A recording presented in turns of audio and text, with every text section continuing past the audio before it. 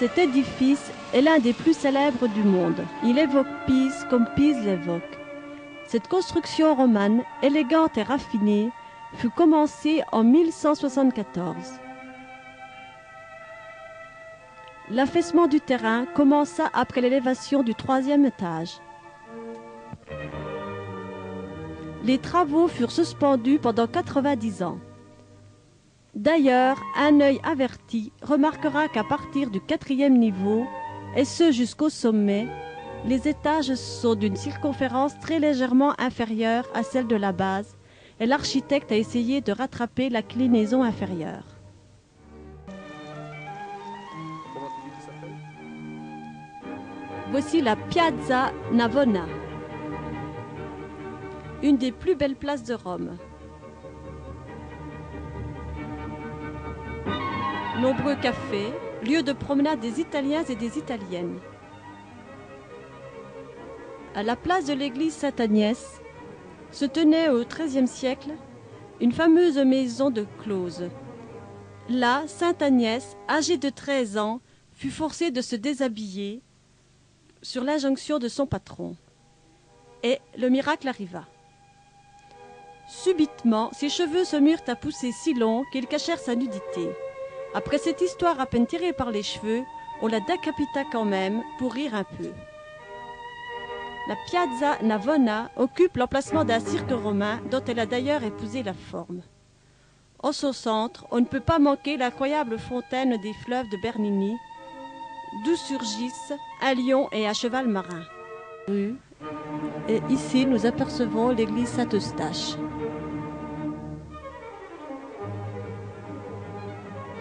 Là, une place antique a encore été découverte.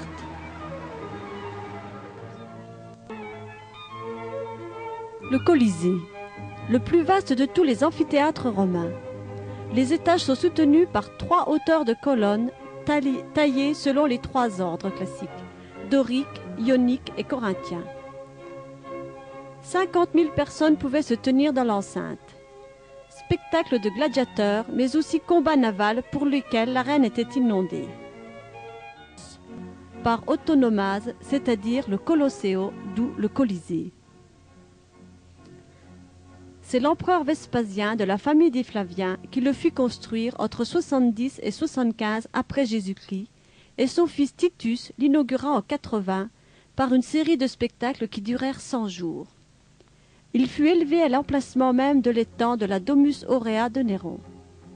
L'initiative fut accueillie très favorablement par les Romains, qui voyaient dans les 45-50 000 places de l'amphithéâtre une reprise de possession collective du sol public dont ils avaient été frustrés par Néron le tyran.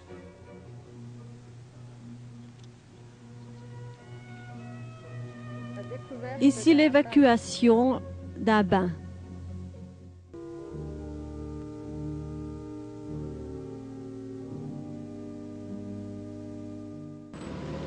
Nous faisons une traversée de la ville en taxi pour nous rendre des thermes de Caracalla au Vatican.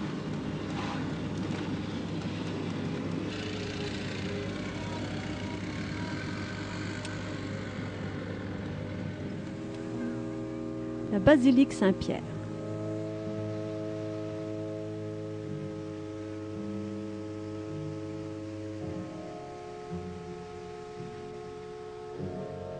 L'obélisque, qui fut transporté exprès de la ville égyptienne d'Héliopolis par Caligula, resta jusqu'en 1586 à l'endroit du martyre de l'apôtre.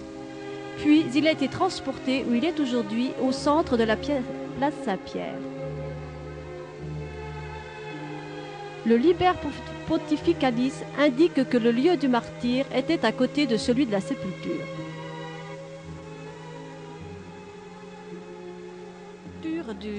De l'apôtre, par volonté de Constantin, fut bâtie 2 siècles et demi après la mort de l'apôtre, la première basilique de Saint-Pierre, qui a été remplacée par l'actuelle pendant la Renaissance. Consacrée par le pape Sylvestre le 18 novembre de l'année 326, mais commencée en 324 et terminée seulement en 349, la grande église constantinienne avait l'aspect typique de la basilique paléochrétienne, une vaste construction à abside, divisée par 4 rangs de colonnes en 5 nefs avec un transept légèrement ensailli. Elle était précédée d'un ample quadriportique qui avait au centre une fontaine avec le bassin pour les ablutions, embellie par une monumentale pigne en bronze, visible encore aujourd'hui dans la cour dite justement de la Pigne, dans les palais du Vatican. 16. 1300 ans après la première consacration.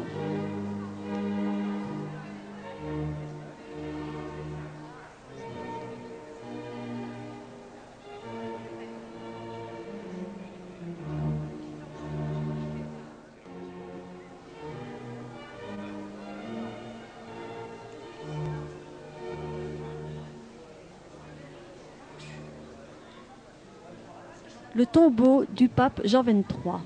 Ici celui de Jean-Paul I.